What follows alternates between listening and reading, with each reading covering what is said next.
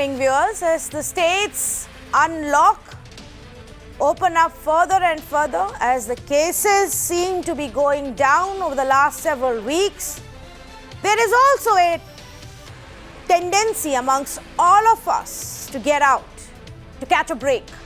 We've all essentially been working from home, staying indoors, staying away from people, largely for the last 1.5 years. The first wave of the lockdown, a little bit of break in between, and then the nightmare and the trauma of the second wave. In North India, there is an added challenge as well, that of a heat wave. And so what we've witnessed in the last few weeks, especially over the weekends, but otherwise as well, people seem to be coming out in huge numbers, driving down to the local nearby tourist destination to catch a break with their friends, with their family members. This is now being labeled as revenge travel. We've all been locked up indoors for so long, not being allowed to step out, that we're coming back with a vengeance and traveling around. While it is understandable that all of us would want to do that, especially those living in big cities, in big metros, in small little houses with very little outlet in terms of movement or even fresh air for that matter. But what is problematic is when we do it in an irresponsible way, when we resort to irresponsible holidaying. And that is what has become a big concern right now for the governments and for our health experts. Because they say if we continue to behave in such manner, we are going to just prepone the third wave. We're going to escape from a heat wave, land up in the third wave of COVID.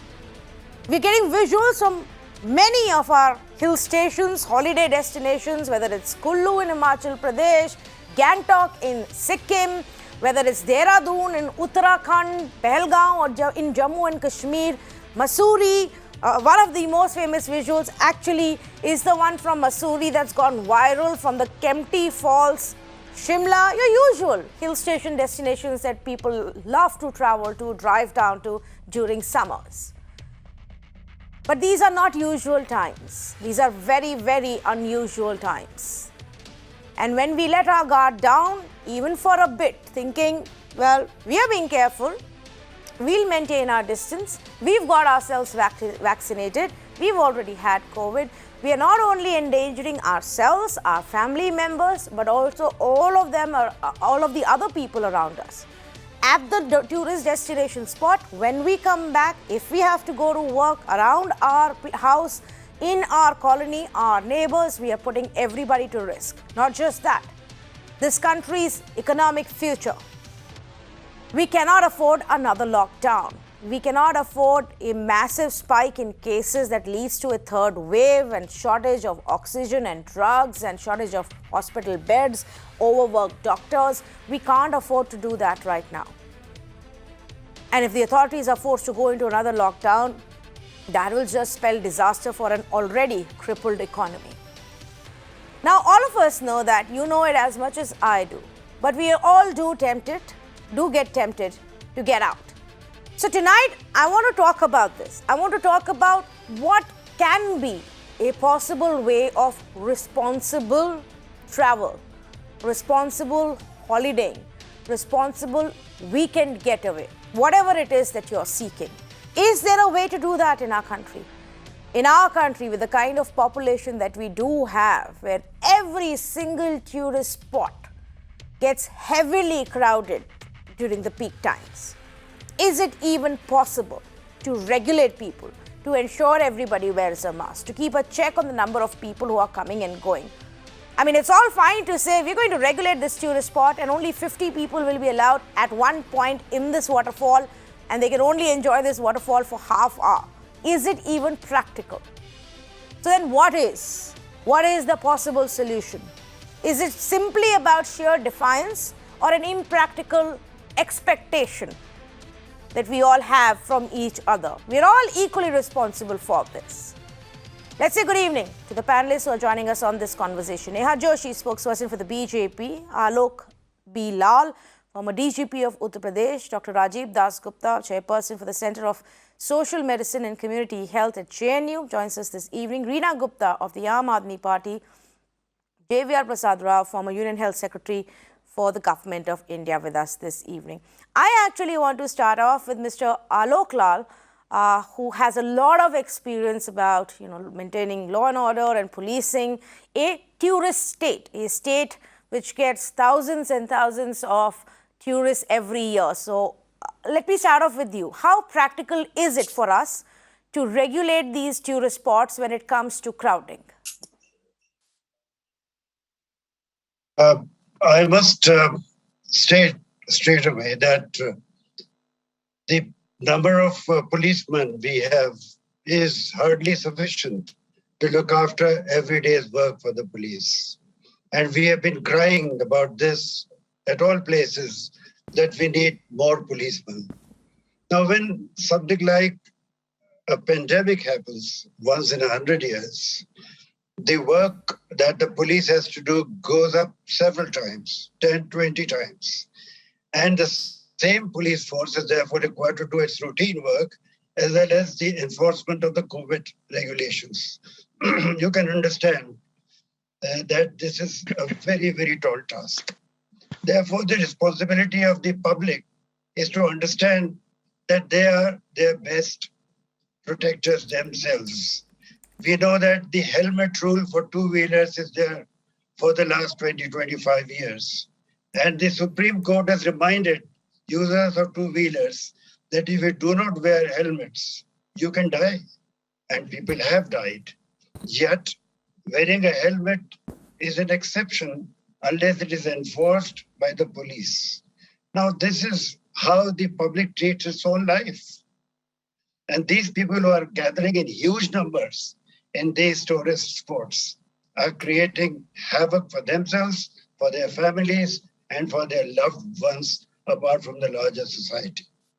Therefore, the enforcement of the COVID regulations is a huge task before us, in which we need all the cooperation of the people. Yes, and otherwise it becomes very difficult, and Neha, rules that we make, design, announce will just end up becoming rules on paper. It's not to say that anybody is to be blamed, whether it's a state or the authorities. Perhaps people are responsible for the choices they make this time. But what can be done? Because this is what Himachal Pradesh, Uttarakhand, maybe parts of Jammu and Kashmir, some parts of Maharashtra, Goa, all the authorities in the such states, Sikkim, will be thinking right now. Thank you, Tanvi, and good evening to everyone. Tanvi, like Mr. Lal said, and Mr. Lal is from Dehradun, I'm from Dehradun too, and we both have noticed in the past couple of days how, there's been a surge in the number of tourists coming to Dehradun and, in fact, everywhere in Uttarakhand. And even though the government has mandated an RT-PCR report, you have to get yourself registered at a government portal, but that hasn't really deterred or stopped people. People are happily getting RT-PCR tests done and coming, and, the hotels are all packed. On the mall, if you go in Nainital or Mussoorie, there are hundreds and thousands of tourists. Now, Tanvi, the fact is that, not many of us enjoy, living in bungalows. We don't have access to open spaces. So it's understandable that people have this fatigue that we saw set in even last year. But what is extremely worrying is that on one hand, we have the government, we have the Prime Minister chairing a high-level meeting, looking at oxygen supply, preparedness for a third wave, which looks imminent, considering what's happening. But I think, it'll have to be an effort on both sides. The government, like you said, it said that, not more than 50 tourists at a tourist spot, not more than 30 minutes. But as well as I do, that these rules are very, very hard to enforce. And policing can only do so much. You need some amount of self-control, maybe a sustained campaign reminding people of what we went through in the second wave, where all the efforts, of the state government, the central government, and regular people like you and I, all of these efforts were not enough to really help those that were suffering. I think we'll have to think out of the box here, because the situation doesn't look good right now. Yes, you'll have to think out of the box. That's the important part here, because everybody knows what the realistic problems are. For Reena, for example, for the Delhi government, You must be extremely nervous right now, because a lot of these people are from the national capital who've landed up in these destinations. And if Delhi these and Haryana destinations primarily. become hot spots, then they're coming back as carriers of the infection as well, which could then become a challenge for you. So, any thoughts on what can be done? Tanvi, it's a great question. The only thing that can be done is actually increase the pace of the vaccination. Because as you rightly said, in a country like India, while it's easy for people like you and me to say that, let's stay at home and let's not go out. But the fact of the matter is, you look at the latest employment numbers, you look at the latest poverty numbers. Unemployment is the highest in 3 decades. Inflation is hitting through the roof. Even the state governments like the government of Uttarakhand, where, large part of the GDP is dependent on tourists. The government is saying they want tourists. And I can understand that. They're saying they would actually want to open the Kavod Yatra because they know that that is what brings employment to the state. So in a country like India, we have to keep this in mind that you cannot keep people locked inside. I'm not even getting into the issue of tourism and entertainment and enjoyment and all of that. Just for people to be able to feed themselves in this age where petrol is 100 rupees a liter and people are not able to refill their LPG cylinder. I'll give you an example. Today we've had to shut down Ghaffar Market. Now every wage laborer who works in Ghaffar Market will not get paid tomorrow. So, this is the only solution, which is that we have to increase the pace of vaccination. But what is the central government doing? And I think, you've done so many TV programs. Yeah, but you've done so many programs on vaccination. Correct. I think we are all tired of even discussing the vaccination shortage. Every day there are visuals of centers being closed down. You said that you said it yourself, right? We've had so many conversations that you and I and Neha Joshi and Dr. Rajiv Dasgupta and the governments are very well aware that what the current ground situation is. It's not to say, and you make it sound as if the central government is sitting on some secret stock of vaccine somewhere and not giving it out to people. We are all trying to now get these vaccines as soon as possible. The only thing is, yes, there was a problem. Yes, we could have done things differently initially, but now we've reached this point. Now, whatever has to be done is being done at multiple fronts in bringing in those vaccines and distributing it, as fast as we can. But you can't speed it up more than that. Even if you had to believe what the government's own, which I feel are a little exaggerated claims, even if you had to go by them, it will still take us end of the year to vaccinate everybody. Not Tanvi. Today we've done 30 lakh vaccines only. We have to do at least 80 lakhs to reach end of the year. That is my point. And where, we are still not doing enough to ensure indigenous manufacturing of vaccines. Today also there was another report, you and I have discussed IVC facilities several times. Still we are not increasing the indigenous supply. So Tanvi, at this stage, there'll be a third wave, there'll be a fourth wave. At this rate, we will not even complete vaccination by 2023. And you can't say 50% of the population of this country is slipping into poverty. Now, how do you tell people, these hotel owners, all these tourist operators in Uttarakhand and Himachal, they want to welcome the tourists. They don't want regulation. They don't want RT-PCR. Look at both sides of the story. Yeah. So it's no, so that in fact that was going to be one of the points that I raised as well, which is to say you can't say absolutely shut it down. Now, a lot of people are going to be watching these visuals, appalled at what is happening, and then say, what are the states doing? Why don't they shut down? But the states also need to make some money. People who are there, the small shopkeepers, the little hotels, the little eateries, they need some business at some point in the year to survive. And so you can't absolutely say for 2 years straight you don't allow any kind of tourism to happen at all. Neha Joshi, 30 seconds to you to respond before I go to our 2 other experts. Yes. Tanvi, I understand that it's very important for the opposition to attack the government, but I think we are mixing up 2 issues here. Even with everybody vaccinated, every expert in the world has said that you still need to observe COVID regulation. You will still need to wear a mask. You will still need to observe social distancing because the vaccination only will, probably make the effect mind, it doesn't prevent you from getting COVID. And we've seen cases already. Uttarakhand would want tourists to come in, and as an Uttarakhandi, I can tell you that. I'm so worried about, the safety of our citizens. That comes first. So, I would urge Reena ji to maybe launch a campaign in Delhi, where most of our tourists are coming for, to educate them that when you come to Uttarakhand, don't forge your RT-PCR report, get a test done. When you go there, observe social distancing, wear masks, not just for your own safety, but also for the safety of people who are hosting you. Okay, so Dr. Rajiv Das Gupta, let me bring you in, and then to Mr. Rao as well, as we go about, exploring all aspects. It's a tricky thing to do. We can't always ask people to stay indoors to remain locked up. And the population density in our country is such that the minute you say, okay, come out, your markets are crowded, roads are crowded, traffic jams are back, tourist hotspots are crowded as well. So is there some innovative strategy that we can come up with? Yes, it is indeed tricky.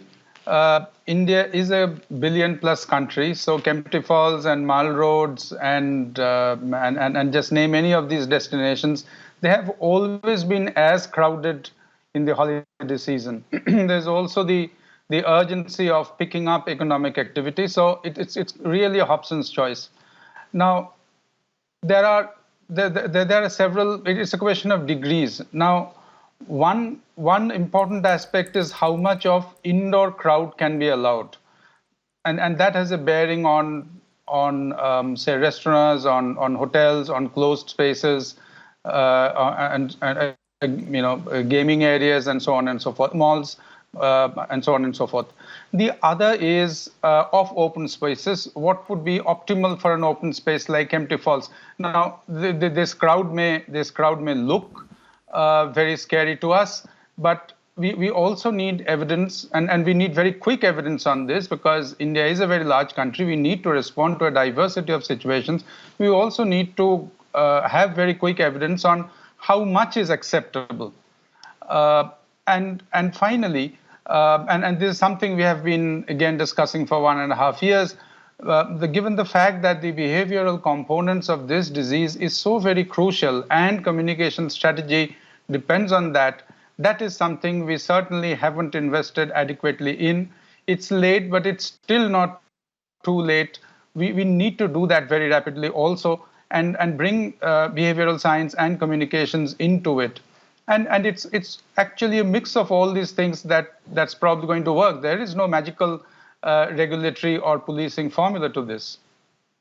Yeah, regulating policing formula, maybe not. Maybe we need, more of those children, like that little boy whose video has gone viral from Dharamshala asking everybody to wear a mask. He's now, by the local authorities been made the mascot of spreading COVID awareness over there. Maybe adults just need to be shamed into it by little children who remind them that at least, if not for yourself, do it for us. We're not even getting a vaccine right now. Mr. Rao, good evening to you. Good evening. A challenge for any government, specifically a bigger one for a government governing a country our size. Is it again time to say, okay, restricted travel, RT-PCR mandatory, or vaccination certificate mandatory? Will that really work? Because we had one example a few weeks ago where in one of these tourist spots, a hotel realized that people were even giving fake RT-PCR certificates. They were giving false test reports just to get a room. Yeah, you see, somehow the approach seems to be that, there is a proverb which says the stick should not break, the snake should not die. I mean, you can't have a half-hearted approach like that to solve a problem, which is a once-in-a-century problem. It is an extraordinary situation, and whatever we need to do has to be an extraordinary type of response. And what is happening today is absolutely deplorable. I mean, we are almost coming to the end of the second wave, but it's not going away. We are stuck at 40,000 infections every day, even now. It's not coming down. This is not the time to open non-priority sectors like tourism, like bars, restaurants, cinema halls, etc. This is extremely short-sighted approach, I would say. And the state governments which are doing it, I think they are doing it at their own risk. And in 2 months down the line, you will see the undesired consequences of this coming on. You are talking about Kempty Falls. Is it the time to open Kempty Falls? This is not. You wait for this year. You see, unless the people around you are vaccinated, you are getting vaccinated, your family getting vaccinated, it doesn't matter. You are still going to get infected if you run into a group of non-vaccinated people. This is something which has to be driven into the people's mind. And unfortunately, as Indians, we are not people who know responsible social behavior. To expect suddenly to people to change their behaviors is also asking for the impossible. So there have to be curbs. There have to be curbs. There have to be border curbs. You know, during the height of the epidemic, one particular state government has put restriction on ambulances coming to their state because they thought their hospitals will be overflooded. When they are able to do for an emergency like that, can't you do it for regulating the tourist traffic? I won't agree there. So state governments, if they have the will, they can do it. But only thing is, they want people to come. They want their tourism sector to prosper at the cost of the health of the people. I mean, that's somehow beats my imagination how that can happen at this time when the third wave is almost facing us, because there's going to be revival very soon if this happens. Within 1 month, you will see its impact felt in those states which are receiving tourist traffic. Okay. So I think they have to definitely there have to be curbs. So you're saying, but can there be a middle path? Can it be that all right, you're allowed to travel? There is no middle path. So you're saying there is no middle path. The tourist destinations must completely shut down, even the markets in Shimla or Dharamshala. There is no middle path for this. Please, that is what I want to say. There is no middle path for this. This is extraordinary situation, at least for 2 to 3 months. Till the people of sizable number are vaccinated, till at least 40-50% of this population are vaccinated, there is no other alternative. You have to control some of these non-priority sectors. You don't want to open schools. Listen to me, you don't want to open schools. That is the most priority sector. Children have lost education for more than one academic year. We don't want to vaccinate teachers and bring the children to the school. That is not a priority to the state governments. Instead of that, you go into all these non-priority sectors to open. Is that a priority? I mean, this extremely short-sighted policy that we are following. I'm sorry that this is just not going to work. Yes, Neha wants to come in here. Yes, Neha. Tanvi, with all due respect, I feel Mr. Rao simplistic. State of Uttarakhand, I really can't explain enough how important tourism is for us. Now, with the Char Dham Yatra being shut this year, all of the districts that are on the Char Dham route, there is literally no business there. In Uttarakhand, especially in districts of Rudraprayag, Chamoli, Pauri, which are on the Yatra route, the entire year's livelihood depends on those few months when the Yatra happens. So, the Uttarakhand government has gone to court to see if we can have the Yatra, even on a limited scale, start this year. So, I think what Mr. Rao is saying is extremely simplistic. I don't. And I think we have smart enough people in our country and they'll come up with a solution. But it's not a question of either or. We can't shut tourism at this point because we just can't afford to. So, we have to think out of the box. We have to come up with a solution, maybe regulate. Okay, so I get the point you're making. In fact, let me also ask Mr. Lal on that, since you're also in a state where you are seeing a lot of people come in. Mr. Lal, is there an either or kind of a situation? Is there a middle ground? Because you don't want a spike in COVID cases either in your city, but you also don't want people to struggle for livelihood. See, if we refuse to learn from our experience, then nobody can help us. The experience of holding Kumbh Mela has not been exactly a pleasant one. We saw that it proved to be a super spreader in the middle of the second wave. Now we are looking at the third wave possibly coming in August or later September. Now, should we allow people to congregate like the way we saw in Kempty Fall? Those who have seen Kempty Fall do know that it's a very small space and such a huge number of people get in. Now, if the government opens all these things, that yes, you can come, the message goes that things are okay, you can take it easy. Now, let us accept that this is a once in 100-year situation. It's a very, very serious situation. It's a matter of life and death for a number of people. It's not just thousands of people, it may be millions of people who will be affected by any irresponsible act. Therefore, maybe it's a very harsh pill to swallow, but we have to accept that there is either and or situation. And the situation is that as far as possible, we should stop. You must be aware that when restaurants have 50% occupancy rule, now there are in a place like Mussoorie, restaurants are open during the tourist season. There is a queue of people outside, and the inside is teeming with hundreds of people. Number of people are already there who may be exceeding the actual capacity of that restaurant. There are people outside who are waiting to be shoved in to that small space. Now, this is the way things are. You have to accept that these things will create serious problems for all those who are fighting with COVID. And don't forget, a few hundred policemen all over India, maybe 1,000 odd policemen have died trying to stop this. Doctors have died. Other caregivers have died. Frontline workers have died. And we are hearing of post-COVID circumstances also. The post-COVID complications are taking many more lives. So should we allow all this? Maybe 1 year people may not go to a hill station. That is fine. But if they are not living for the next year, and many millions are not living to visit these places the next year, what is the point of having this one-time hangama there? Yes. I don't think it should be allowed. Okay, so let's pick up on what you said and earlier, the point that Mr. Rao was also making, and I want to take this back to Dr. Rajiv Dasgupta, because Dr. Dasgupta, you also said that we need to study up to what extent, the number of people at a place can lead to what kind of an impact or a spike. Much conversation happened and debate and outrage happened when the political rallies were being held, when the Kumbh Mela was held.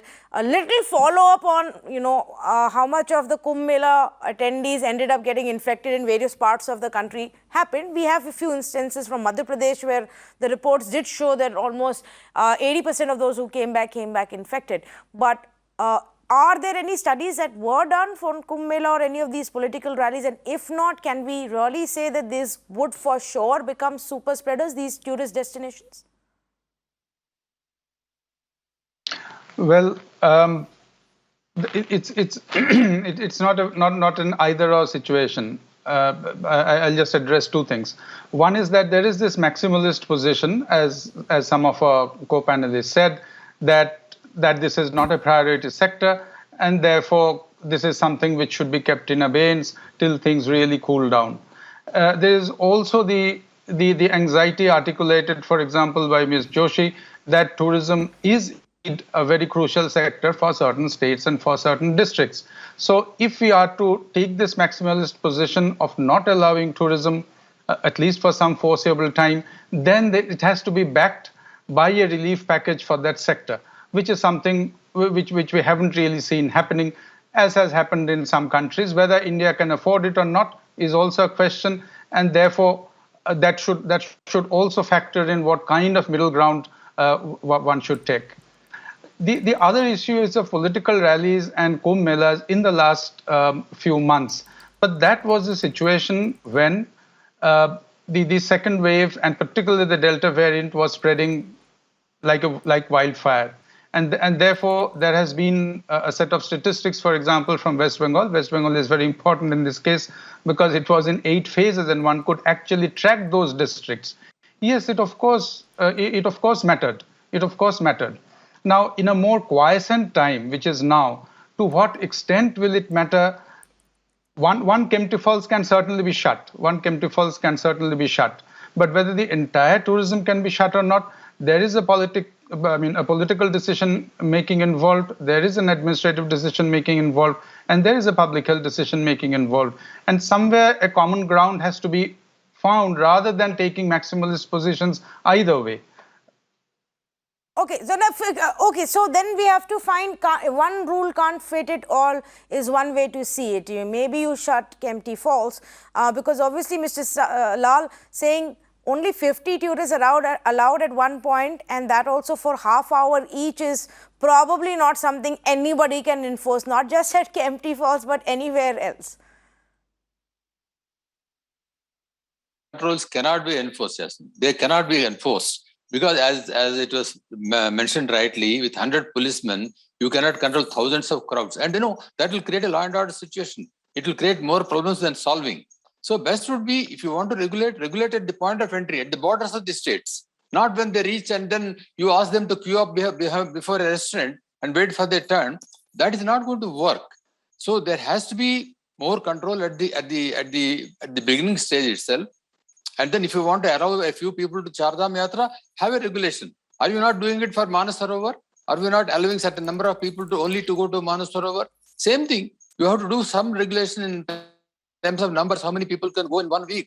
So, and then try to enforce it. Otherwise, if you just throw the doors open and just getting an RT-PCR certificate in hand and people can just roam around, I mean, that is irresponsible behavior. So we cannot allow that to happen. That's what I'm saying. But there is definitely a window of opportunity for us. We have to wait for the vaccinations to take off. I know it is still going very slowly. New vaccines are coming. And at least if 50-60% of the people of this country can get vaccinated, definitely things can open up. Look at US. For example, today with about 50% coverage, they are still able to allow people to go out a little bit, but they are definitely much more responsible. They are wearing their masks even when they go out. Can we enforce it in India? Or you have to put a mask in every shop and ask people to wear a mask before coming inside? I mean, is that practicable? So I think it is better to prevent than repenting later on, that a third wave has come and that is going to be much more serious than the second wave. Yeah, thank you. I wouldn't say that, others are perhaps more responsible than us. I think policing is just easier in countries like those where population is lesser. So you can ensure that they follow rules. I mean, if you see, every time United Kingdom has come out of at least England has come out of a lockdown, people have gone absolutely berserk over there. Yes, it's been a nightmare. I mean, they're still, until now, they were still supposed to follow the basic norms, but they haven't. They've completely forgotten about all that every single time. So I think the human behavior is really the same everywhere. Like that. So I want to point out when we expect here people to do? Yes, and when we were trying to get panelists for this conversation, a lot of them actually told us they can't because they themselves are at some or the other getaway spot. Now, which is why I'm saying it's also human nature to say, okay, we need a break. We really do. It's been 18 months now. One can only hope that everybody who is stepping out is a little bit more careful, a little bit more responsible. At least don't take your mask off. Reena, I come back to you. You've made your, vaccination point. Okay, that's one way to go about it. But in the meantime, it's not going to happen anytime soon. It will take time, keeping our country's population in mind and the vaccine stocks we have. In the meantime, something will have to be done. For example, today a decision has been made to shut a couple of markets in Delhi for the next 2-3 days, at least for the weekend. Do you foresee that you will have to, make more of these decisions, put stricter checks for people who are returning, entering Delhi by road at least from some of these destinations, and keep a track of those people where they go? If they test positive later, step up on your testing surveillance. That plan has to be made now for Delhi. Yeah, Tanvi, Delhi borders are so porous. Yes, we can have all of these plans, but, I can tell you that none of these plans are very effective. And we've seen that in the past, that, borders are so porous, people coming back. Of course, we'll try to keep track of all of them. And as, we are trying to work very closely with market associations to ensure that in each of these markets, the associations actually take ownership in making sure that there's COVID appropriate behavior. But, I come back to vaccination again, Tanvi. In Delhi, we have vaccines only for 2 days left now. We'll have to start shutting down our centers, which again means that, there'll be the pace will again slow down further. Unemployment will go up, and all sorts of issues related to unemployment. Already we are seeing in Delhi that there have been several cases of actually robbery in the past couple of days coming up, because so many people are losing their jobs and livelihood. The situation is destitute right now. The whole country, you talk to people don't have food to eat anymore. Where is the relief package except for giving free tourist visas to international tourists? I mean, what else is the government thinking of doing?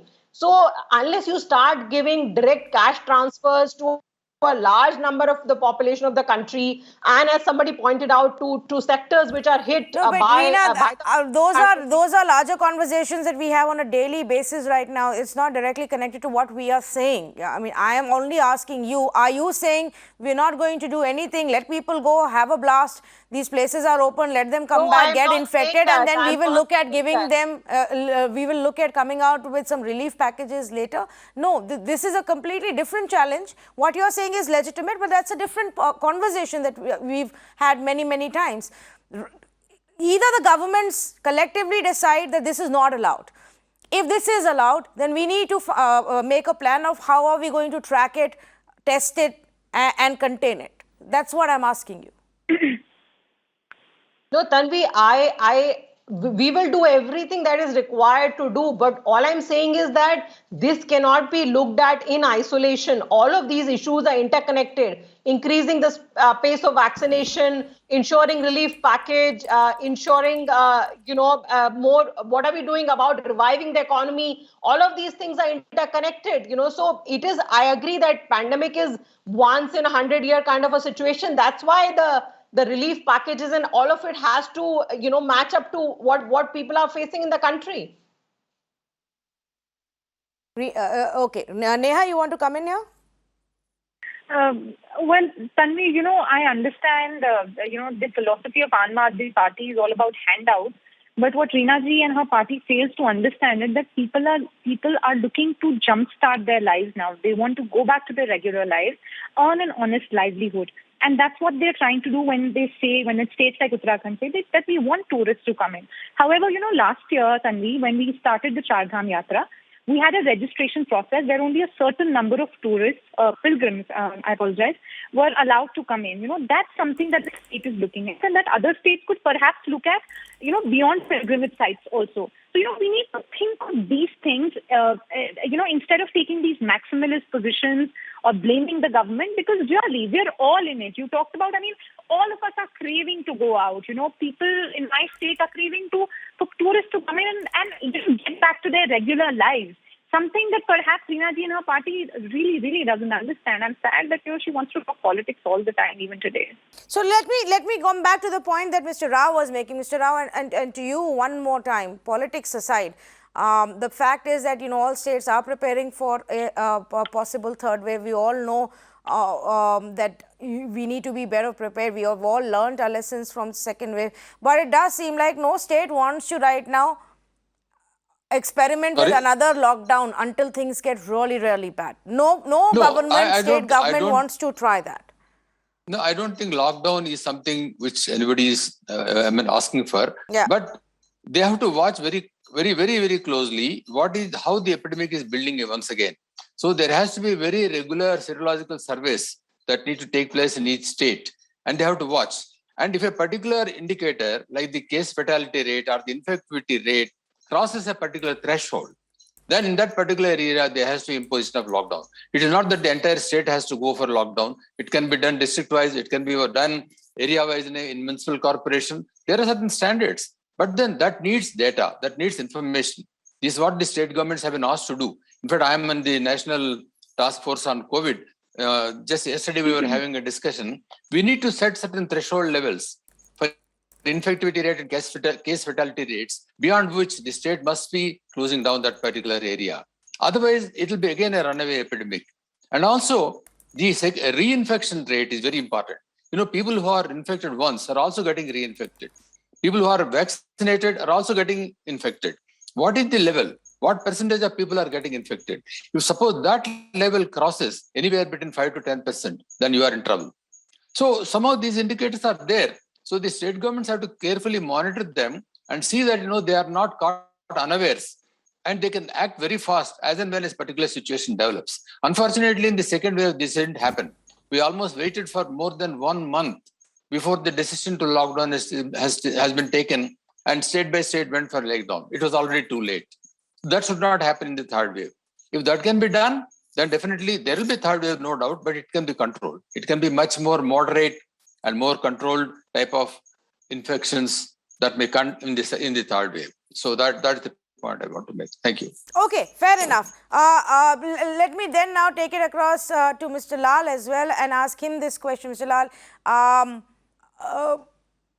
can it be about the tourist destination states themselves stepping up on testing and tracking?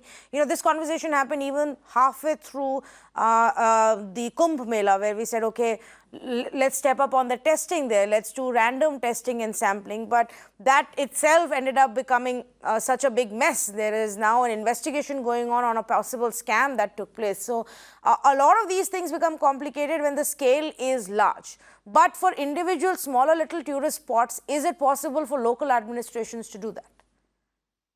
Let us accept that the machinery that we have, the infrastructure that we have, is grossly unequal to this task of carrying out tests on sufficient number of people. Also, I must acknowledge that the number of policemen that we have is grossly inadequate to meet the requirements of enforcing the COVID regulations. So having said this, I think any action that the government takes, any decisions that are taken by administration have got to be very well thought out. I sometimes get the impression that some of the decisions that come are knee-jerk kind of decisions. We don't have a flowing situation where we know that this decision will flow into another decision of that kind. And we have a certain roadmap ahead of us, which we can predict. Right now, what happens is suddenly we hear something and so next moment something else. So my feeling is that the experts must be very careful about planning any of these things, what to open, what not to open. I'm no expert on what should be open, but as a police officer, I've been a police officer, so I know that enforcing crowd regulation is one of the toughest things to do, especially in a place like County Fall. County Fall does not fall, by the way, under the police. It is outside the police jurisdiction. You might be aware that Uttarakhand has two kinds of police forces. One is the regular police force as you have in places like Delhi. The other police force is known as the revenue police, which is run by the officials of the revenue department. So for them, that police activity is just a side business. The real work is revenue. So unfortunately, such a popular tourist spot as the falls we are talking about is not in police jurisdiction. So posting any police there is a requirement outside the existing police jurisdiction. So you must see that any planning that has got to be done should be from all aspects, including manpower availability, including infrastructural availability.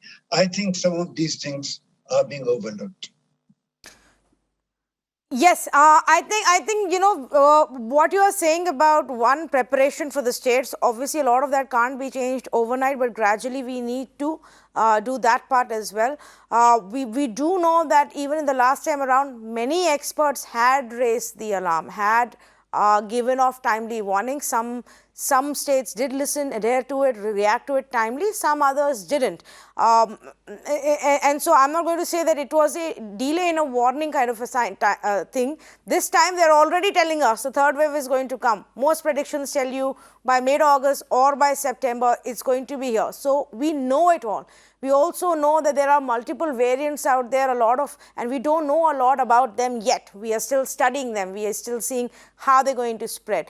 But can that become a reason for us to completely shut down? I'm not too sure. Can that be a reason for us to say, let all tourist states, let all tourist towns and spots suffer? Maybe not. Let all marketplaces suffer? No, because even if you tell people from Delhi to not get out and go to Shimla or Dalhousie or wherever, they will end up going to their local market and the local restaurant every weekend.